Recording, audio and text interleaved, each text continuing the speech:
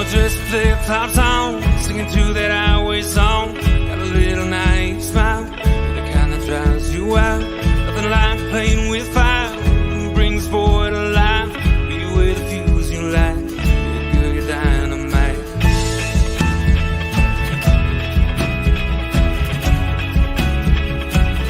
You made my day when you walked into town beside me, whispered with your eyes, let's go. You made me say, what's your name, girl, you're lonely. Can I call you if I ever go down this road? And I can't seem to find the thing.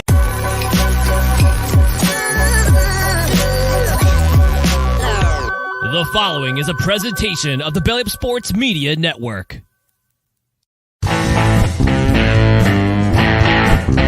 14:20 in the morning, 14 minutes and 20 seconds where the sports talk to get you through your daily commute. Hot takes, recaps, best bets, and a little humor to get your day going in the right direction. Sit back, grab your coffee, and let's get into it. All right, 14:20 in the morning for this August the 17th, 2024. Today's show, as always, is brought to you by SeatGeek.com, the SeatGeek app. Use promo code 1420pod at SeatGeek.com today and save till $20 on your first purchase over there at SeatGeek. Remember, we are part of the Belly Up Media Network. Go to BellyUpSports.com for all their great articles and great podcasts. It's the Corner Boot Podcast. No credentials required. And my favorite guys over there at Craft Brewed Sports every Tuesday night. Check your local listings for times and space and everything else going on there at Craft Brewed Sports. Great podcast they have going on over there. Anyway, it's been a month and a half since I've been on the air for a podcast. Let it be 1420 Sports Bar or for 1420 in the morning. I took a roll with the Lethbridge Bulls, as many of you may know or may not know, this summer. And if you're going to jump in, you might as well jump in with both feet. It's kind of my saying. One of those deals that if you're going to do it, you might as well do it. And I did it. Whether I did everything right or if I did everything wrong, I guess we'll never know. But thank you very much to Back It Up Binge podcast. Thanks for listening to the show and watching this morning. If you're going to jump in with both feet. And that's what I did this summer. Whether I did everything right or wrong or indifferent, it's up for debate. But it's a lot of fun with Lethbridge Bulls, WCBL over this summer. Had a successful season on and off the field. So I didn't get the title that we were hoping for in Lethbridge. And that series, actually, that league's going to a decisive championship game tonight between Moose Jaw and Okotoks. So that should be a fun one to watch later on tonight. But you're not here to listen to that one. And before we get into today's topic, yesterday, me and the wife, because that's what you do when you're 50 years old, I guess, is you go and play mini golf at the Evergreen here in Lethbridge. Went and played some putt-putt, had a couple of beers going around the course. And Evergreen Golf Center has a driving range attached to it, mini golf course, a golf course, the whole 9 yards. And I noticed that there were some guys taking golf lessons. And I'm all about self-improvement. Don't get me wrong. If you can improve yourself on a daily basis, whatever it might be, on certain things, I get it. But on certain things, I don't understand it. There was a guy taking golf lessons, and I kind of shook my head a little bit. And Deanne, of course, knows how skeptical I can be about a lot of things. And I kind of had a good laugh about a guy taking golf lessons. I was like, what the hell's this guy doing? Like, how much better could he possibly get? And for what end is this guy trying to get to? Is he going to end up fourth on his flight in the senior men's open at his local golf course? Is he going to be the club champion, fifth runner-up? Like, what the hell is he trying to do? I just don't understand. Like, how much better can you possibly get with your weekly golf lessons at the age of 50, 55, or whatever the guy might have been? I mean, I play rec hockey now and then. I don't go and take hockey lessons at the age of 50 to try to improve myself. I go out and I play, I have a few beers, have a good time, and I go home. Like, what's this guy trying to do? I don't understand this obsession with guys trying to get better at golf. How much better are you going to get, and to what end? I will never understand it. Like, guys who play mixed slow pitch or guys who play slow pitch, they don't go take baseball lessons. Yeah, they might go to a batting cage, which is also weird when you're playing mixed slow pitch to try to get to be the master and everything else with your titanium bat. But I just found it really weird that this guy was taking golf lessons. He wasn't bad, but he wasn't going to get any better. It's just one of those things I thought was a little bit odd. This guy was doing that. He's the kind of guy that would remind me a little bit about a person who feels the need to tell you what their score is after a game when you don't even know he was where he was golfing or why he was golfing. He's probably the same kind of guy who decides to tell you about his fantasy football league team. Oh, I can't wait till that starts coming up again in the next week or so. All that crap that starts happening again. I'm not I watch NFL as most of you know, but I'm not a guy who plays fantasy football or gives a shit. And trust me, people, if you feel a need to tell people who your starting quarterback is on your fantasy football team, you're sadly mistaken. Nobody cares. Nobody cares. Even the people in your league, they don't want to hear about your team either. They know who's on that list. They have access to all the apps and things and spreadsheets on and on it goes. Nobody outside of that space between your ears cares who's on your fantasy football team. That is coming up right away here on it, and nobody cares. Okay, just keep it to yourself. Play, I don't care. Have a good time. Whatever. Have a good time playing fantasy football. Do what you think you got to do. But trust me, nobody cares and nobody wants to hear one more word about your team, especially your spouse. She doesn't care. Okay, she doesn't. So just that's a word of advice from me to you here at 14:20 in the morning. 4 coffees worth of sports talking a whole lot more on this Saturday morning. Anyways, the podcast is back.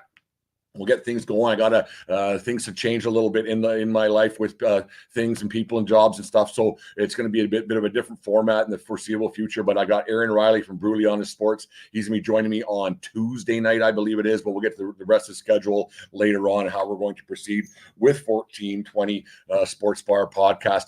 Anyways, earlier this week, John Tavares handed over his captaincy to the Maple Leafs, hold his captaincy over to Austin Matthews, a goal scoring phenom for the Maple Leafs. I guess there was a meeting when the season came to a screeching halt, as it does every year in Leafland, that John Tavares was going to hand over the captaincy to the heir apparent in Austin Matthews. And it was not a big surprise because it almost happened, I think, 3 or 4 years ago. And then Matthews got in some trouble with some people in Arizona, and he scared a security guard something. So they decided not to give him the captaincy back then. But it was only a matter of time before Austin Matthews became the captain of the Toronto Maple Leafs. And I filed this under the who gives a shit meter. The biggest thing, that's the thing that you think is going to put you over the top, is to sew a letter onto someone's jersey other than the guy you've had it on for the last 5 years. You're sadly mistaken. The captaincy is the most overrated thing in professional sports. I don't care.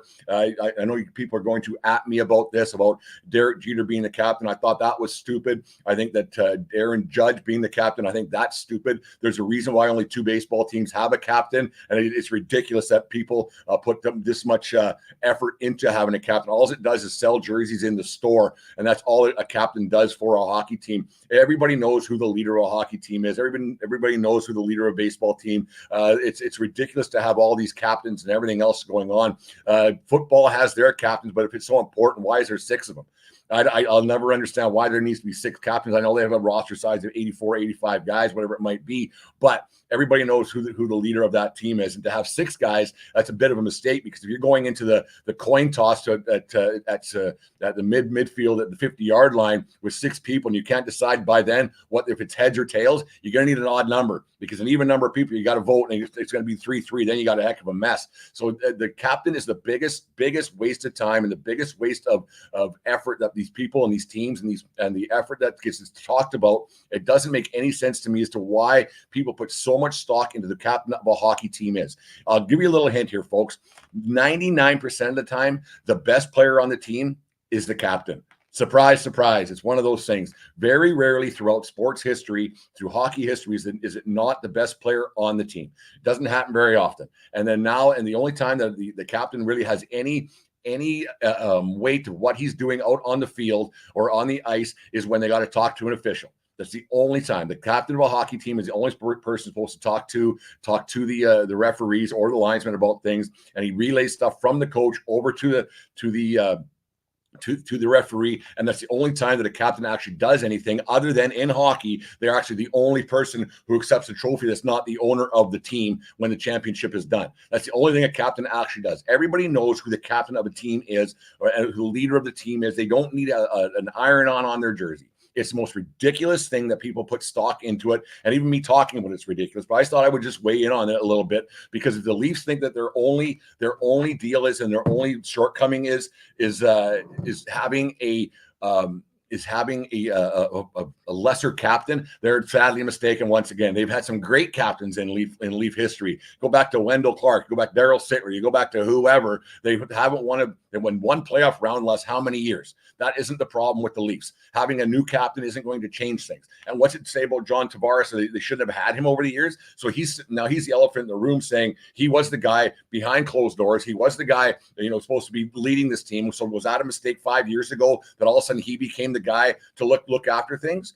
No, it's ridiculous that they would do this and pull the rug from under him and now have a guy that was the captain all of a sudden not. It's ridiculous having that much of a press conference and everything else to say that this is our new leader. This is the missing link, that why we've only won one playoff round in the last 15, 16 years, whatever it's going to be. Here's the reason why. So a guy who was already on our team for 8 years now. But you know what? We're going to put a C on him, and that's going to change the fortunes of our hockey club right on through. This guy who's always been on our team, who hasn't been vocal, he hasn't done what he was supposed to do. He's the guy. This is going to put us over the hump. Getting Craig Berube as the coach, great idea, 100%. Perfect. Done. New coach, new ideas, but taking a C off of a veteran, a guy who's well respected around the league, onto Austin Matthews, who is their best player. He's a goal scoring phenom. There's no getting around that.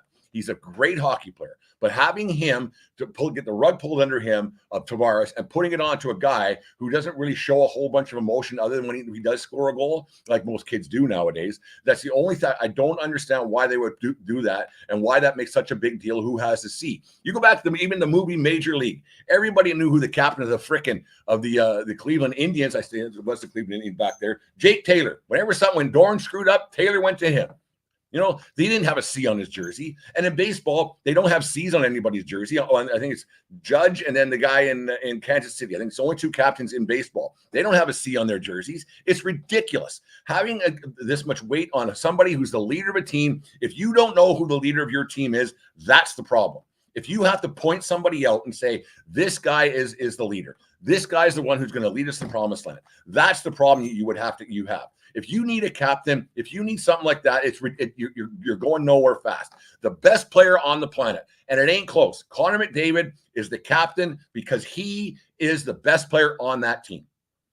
Is he the most vocal in the dressing room? Who knows? You go back to the 2003 Edmonton Oilers, 2004, whatever year it was, when they almost won the Stanley Cup out of nowhere, and Jason Smith was the captain of that team. Jason Smith wasn't the most vocal guy. Jason Smith's a warrior, hell of a defenseman. But Chris Pronger was the leader of that hockey team. The C means nothing. The C means so much. Why would the Vancouver Canucks put it on a goalie with Roberto Luongo, who couldn't go down the other end of the ice to talk to the freaking referee because the rules of where he can go? The captain is ridiculous. It doesn't make any sense why that much stock gets put into it. Just get rid of it altogether. Football has 6 per team. Why? Who's the leader? Well, one of these guys. Go talk to one of these guys. It doesn't work that way. Everybody knows that when they go into a locker room, who the boss is, who's in charge, what's going on. And I don't even think that's a thing as much anymore because of the way teams are constructed and the way it's free agency. You don't build a team. It takes a long time for teams to get assembled. Yeah, you might be the guy who at the press conference who talks first, or you might be the guy at the press conference who invites the shiny new toy in, the free agent. And you might be that guy, like Judge probably did with Soto last year when they got him, and like Jeter used to do. And you're just the face of the franchise. But being it's not anything a leadership role. You know who the leader of your team is, and just because you put there's quiet leaders, there's silent leaders, there's people who you don't even know who they are. Who got a C on their jersey. They're just the best player on that team, or they got the gift of the gab. It's ridiculous to think that that's going to change things. And for the Leafs to parade out Doug Gilmour and Wendell Clark and on it went in that press conference last week was a little bit embarrassing because they didn't win anything either. Nothing. So great captains in Leaf history. Add another one to the list. Of guys that are going to get their names in their rafters, get their jerseys hung up. They didn't do a damn thing. Didn't do anything. Do you think he's going to give a shit 10 years from now and have his jersey up on the wall in his basement down in the Toronto, whatever, wherever he's going to hang his hat up? Do you think he's going to give a shit that he was a captain of the Toronto Maple Leafs? Yeah, it's a nice honor now, but you're like, well, all right, yeah, I was the captain. Didn't win anything. It means nothing. Like to be the captain, yeah, it's a great honor, and like they say all the obligatory things, but it doesn't do you any good unless you win. Winning's hard, and this is not putting you over the hump. It's not putting you back in charge of anything. It's not putting you. You still have to answer to everybody else. You have to talk to the media after every game. But it was Matthews anyways. Crosby does it because he's the lead. He's the leader of the team. If he didn't have that C in his jersey, he's the best player on that team. He'd still be doing it. He'd still be doing it. Captains, assistant captains, on and on it goes. It makes zero sense to me. Baseball has the one guy. I'm not sure what basketball has. Football, like I said, has 6 captains. Some teams actually have 7, which goes against the rules. But what are rules? Who cares when it comes to a guy has a C in a jersey? All it does is inconvenience the person in the locker room. It inconveniences the person in the locker room who has to sew the things on the jerseys. The trainer or the athletic staff or whoever might be doing it. It's ridiculous. It sells jerseys. People are so stupid. They probably went and got a brand new jersey with a C on it that Matthews for $199.99 from Fanatics. Thing's going to fall apart in a week and a half when they could have just went down to the local thrift store, got a C, and sewed it on themselves. That's how stupid people are when it comes to this crap. Yeah, I got a new Austin Matthews jersey with a C on it. Who cares? It's stupid. Having these press conferences and naming these guys and on it goes. The new captain of this team, the new captain of that team. You know when it matters? June, when they call the guy's name to get a Stanley Cup. That's when it actually matters. The rest of it does not matter. Austin Matthews this is when it'll matter. It'll never happen. Never. Shouldn't say never. Never is a long time because they did add a couple of nice players with Ekman Larson and Tanev. So that was a thing that didn't get enough press this summer. But putting a C on a guy's jersey, well, that's the end of the day. By adding a couple of players, we won't talk about that. Who cares? The only time it will matter who the captain of a team is, especially the Toronto Maple Leafs, if in June Gary Bettman happens to say, Austin Matthews, come and get the Stanley Cup. That's the only time it will ever matter who the captain of a freaking team is. It doesn't matter one bit. I can't believe I'm this revved up on a Saturday morning. But I guess I've had a lot to say, been off the air for a month and a half. But it's one of those things. You just wonder how this gets to this level. I know Toronto's the center of the universe in the hockey world, and New York's the center of the universe in the baseball world with the Yankees, and so anything that happens gets a bit of gets exasperated a lot more. So you hear about it a lot more, but you don't even know who most captains are on hockey teams anymore. They bounce around. This guy goes here and that guy goes here. I mean, the Calgary Flames, when they won the Stanley Cup back in '89, they actually had co-captains. So that's how much the captaincy mattered back then when they had Jim Poplinski, Tim Hunter, and Lanny McDonald. And like everybody knew that Lanny was the captain that year, but he took some nights off because of his age and everything else. So needed to put a C on somebody. Got to have a C on somebody. Got to see the baby. It's just funny that the way that all turned out, the way that worked out, and the way that how much weight gets put on these captaincies and assistant captains, and at the end of the day, it doesn't matter. Like I said, until they decide who won the Stanley Cup and who's going to accept it, which is nice and hot that they do that. It's not an owner going up to get the coveted trophy because it's the owner's babies. I fully understand that, but that's the only time that having a C on someone's jersey actually matters. It's the best player on the team that 99 times out of 100 will get that C on their jersey. If they're the leader on the ice, who knows? If they're or in the dressing room, who knows? If they're quiet, who knows? Just because a guy has it doesn't make him the leader of the team. It really, really doesn't. Like if it mattered so much, like Ovechkin wouldn't be the captain of the Washington Capitals, because I'm going to guarantee you. He's not really there for the betterment of the Capitals right now. He's there to get the goal scoring record and everything else. So if a captain actually mattered and the team actually mattered, he would offer this illusionary memento or token to somebody else for the betterment of the team. And so the captain, like I said, I'm not a big fan of these things. I think it's ridiculous, but that's my thoughts, and it's my podcast, and I'll let say what I want. Whether you guys agree with me or not, I do care. So make sure you guys get back to me. Guys, drop us a line at 1420sports@gmail.com, or drop us a line on all our social media accounts. And make sure you follow subscribe to our YouTube channel as well. Be greatly appreciated. We're getting this thing going again. I got another segment coming up here at 1420 in the morning. Doing a show, like I said, with Aaron Riley on Tuesday. Got a hold of an old friend of the show, Captain Lou, the Captain Lou Extravaganza, 24-ounce sports. Going to talk with him later on in the week. Like I said, the show's taking a bit of a turn from what you guys are used to, but we appreciate all the support you guys are giving us over the little hiatus we had here, and waiting to people keep asking me when we're back. But right now we're back, baby, and it's gonna be a lot of fun, a lot of changes coming up, a lot of exciting things coming up for the 1420 Sports Bar podcast. For Beer with Sports, talking a whole lot more. Here's a little word from our friends over there at SeatGeek. SeatGeek presents Boomstick Lady. SeatGeek helps her find the perfect seat so she can sit where her boomsticks make the biggest boom. Oh, okay. SeatGeek handles the tickets so fans can fan. All right, thanks to SeatGeek. Use promo code 1420pod over there at SeatGeek and save yourself $20 on your first purchase. This segment is brought to you by Righteous Felon Jerky. Go to righteousfelon.com for all their great craft jerky and everything else they got over there, and support the Belly Up Sports Network. Actually, if it's Belly Up, use promo code Belly Up and get 15% off over there at Righteous Felon Jerky, the greatest jerky in the land. Getting done the baseball season, everything's kind of wrapping up. Little League World Series is on. That kind of signifies almost the end of summer. It's the way it kind of works out. Baseball wrapped up around here for Leopards, Bulls, and everything else, kind of getting down the nitty gritty, not just like with travel ball and things and on it goes. I guess it never really ends with that travel ball crap. But I had a laugh earlier this week when a guy by the name of Skip Westfall posted this thing. I'll put the link up on our Facebook and Twitter accounts just so make sure you guys can see this. But he had this thing about a kid who came up to bat with the sunglasses and the elbow pad and the shin pad and the oven mitts in the back and two in the back pocket and the two this and that and everything else. And I had to laugh because there's a lot, I shouldn't say one kid, there's a lot of kids who do that throughout baseball in Southern Alberta that I've umpired, and in Montana and wherever else I might have been in my travels throughout the years with baseball, and how it's gotten to this point where every kid's got everything in their back pocket and 50 pairs of these and 2 pairs of that. My word of advice to, because the people who listen to my show probably isn't that demographic of the people who I'm talking about, but it's the people that buy this crap for these kids. It's got to come a little word of advice, parents. Stop it.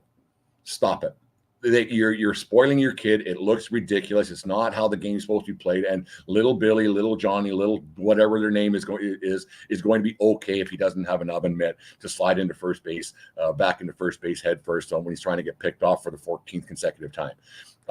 They don't need it. And it's stupid. It delays the game, and it's the old entitlement thing that a lot of kids think that they need to have. And the parents, it's not even, it's not even the kids, because when I was a kid, I wanted stuff too. Like I wanted all kinds of things. It's just one of those things. My dad just said no, or my mom said no. It's very simple. So you've got to put this on the parents a lot more than the kid. But then the kid sees it from another kid, and the kid sees it from another kid. So it's just the way it all kind of works out. It looks really, really, really stupid. And this Skip Westfall, he made a parody video of this kid who came to bat with the shin guard, the knee guard, the elbow pad, 2 sets of batting gloves. He had the chain, he had the glasses, another pair of sunglasses in his back pocket, and it wasn't too far off from the truth. And there's a few kids, and there's one in particular. This one really kind of, it's like, oh, I kind of think I know who that kid might be. It was a parody, so it wasn't anything to do with the kid from around this area. But I was just like, holy Christ, the truth behind that is something else. And you watched it, and you're like, this kind of has to stop. And I got laughing about the sliding mitt, and I made this comparison a lot to a lot of parents around the Spitz Stadium this summer. And like, I see these kids sliding in with the oven mitt into first base or into second base or wherever it might be. And I got thinking, Jesus, guy by the name of Ricky Henderson didn't need one of those. Why does little Jimmy need one? Why does Jimmy need two pairs of batting gloves, like one to steal and one to hit? And the kid's hitting 143, so he barely gets on base anyways. And a lot of times these kids slide feet first regardless. So I don't know what the oven mitt is for. I just don't understand why these parents allow it. Another thing that I got a kick out of, like when this kid got a hit, and all of a sudden he's hitting 148 on the season with a bunt single because he's not very good. He does the hands across the chest, saying for my team. Most of these kids don't even know what team they're playing for. With all this travel baseball, they go from team to team over the weekend. There's such a lack of team with all these kids and all these travel ball teams and everything else. I know it sounds like old man get off my lawn, but it kind of made a lot of point that Skip Westfall made of this video. Like I said, it's kind of an eye opener and a shocker that it's not just me making fun of this and me talking about it. I just find it crazy that these kids get all of this stuff. Pitchers are throwing 48 miles an hour, so the exit velocity off their bat is 22. Like how much could a foul ball off your foot hurt at that point? Yeah, you could break your foot. I get it. An odd thing. I'm a guy on the Bulls that happened to him this summer. An errant foul ball off his toe that ended up breaking his toe, so he was out for the better part of the season. But all these kids who wear these elbow pads and everything else, and why can't a kid? I asked this question when I was on the field a lot this summer. Like a kid finally gets a base hit, he's got an elbow pad on, a shin guard on, and 2 batting gloves. So he gets all the way to second base, hits a double. Why can't he run the rest of the way with that crap on? And how heavy are this kid's batting gloves where he can't just put the freaking things in his back pocket instead of having the coach run across the field, put them in his pocket? Why can't a kid just carry these gloves? He got all the way to second. Why can't he just keep going? It slows the game down, and it's an expense you don't need. Parents, you have to start saying no. You have to start quitting keeping up with the Joneses, having all these game changer and videos and this and that and walk-up music for all these kids. Like, I don't understand it, and it starts at a young age. And another thing I want to touch on that made me laugh, like earlier this summer, I got asked to go and help with a little league game. It was a Friday night at, 6 o'clock or something. And just 10, 11-year-olds, 11, 12-year-old kids. And they're all nice and polite and fun. And they were having a good time. And the parents were all having a good time. And then I got thinking, when do these kids turn into little pricks? Because at 11, 12, they're all pretty good. They're having a good time. They're very polite. Thank you, sir. They're not cussing out the umpire, saying thank you, Blue. But then when you get to the next level, when they're like 14, 15, they just turn into little arrogant pricks. And I'd like to know when that occurs. And then later on, I mean, I guess I was too when it comes down to it. And then later on, when they're 22, 23-year-old baseball players playing college baseball, or maybe onto the WCBL or wherever it might be, they seem to be pretty good guys. Like, where is that occurrence where it all changes? It's odd to me that there is a thing. But my advice to you parents out there is really honest to God, you have to quit it. You have to get control of your kids. You have to get control of this showing everybody up attitude. And I get it. I sound like an old man. Get off my lawn here. But it's a bad look for your kids. It's a bad look when they have the arrogance that they have. It's a bad look for the team. It's a bad look when this kind of stuff happens. Like, it was a really funny video poking fun at not just the kids who do it, but it's a funny video letting at the way the coaches allow this stuff to happen, the way the parents allow it to happen on a daily basis. It just doesn't make any sense to me how baseball has changed from one extreme to the other. Was the other way good, where you couldn't have any fun? No. Was this, and is this way fun? I don't think it's fun. I think it's grandstanding and ridiculous. I think it's a bad look. I think it's borderline embarrassing what some of these kids get away with, what some of these kids do. But it comes back to the parents and the coaches. They have to be adults in situations. Say, you know what? Stop it.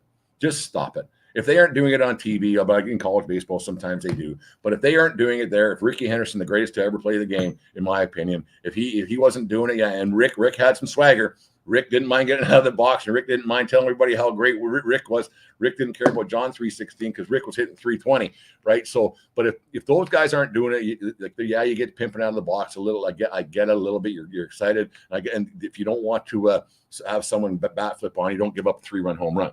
I get it, but this grandstanding and this equipment and on that these kids get, and the way that they're just entitled, little Billy and little Johnny, parents, you guys have to put an end to it. It's not good for minor sports. It's not good for what minor sports is supposed to be about. It classifies the game. It classifies everything. It puts people in a different pecking order, and it's a bad look. And most of the kids who do that, they turn out to be pretty bad kids. They're the kids who are doing this with all the stuff. They aren't good kids. And I'm saying that as an official. I'm saying that it's on the field. I'm saying that as a person who's around the ball field a lot. And you watch these kids who are doing it. They're usually a problem, and they don't usually turn out to be very good. So parents, you guys got to put an end to it, put a stop to it, because it's a bad look for you. Anyways, there's my little rant for the day here on 1420 in the morning. Coming back at you, 1420sports@gmail.com. Follow us on Instagram, Twitter, Facebook, and everywhere else. And make sure you subscribe to our YouTube channel today. Get a little talk when you guys get back what the plan is for the show, and we'll just finish this one off.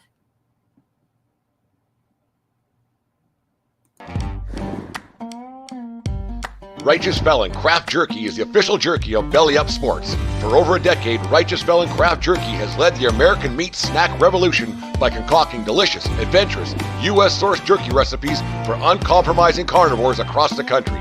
With 15 different flavors to choose from, Righteous Felon has all jerky lovers covered, and by using promo code BELLYUP, you will get 15% off your purchase at righteousfelon.com. Do your taste buds a favor today and rip into a bag of Righteous Felon jerky. Thanks to Righteous Felon Jerky for being a sponsor of Belly Up Sports and the 1420 Sports Bar podcast. 4 Beer Sports Talk and a whole lot more. So the plan is on Sundays from here on in, I'm going to be doing the Yankee Week review. Going to bring that one back. Yankees are in first place again. They have trouble hitting with runners scoring position, but Jim, fan of the van, we'll make sure we'll talk about that. Maybe we'll have you on the show next week, short notice. I know you're Pittsburgh Steelers are playing late, so you're probably getting down to that. So Sundays will be the Yankee Week in reviews.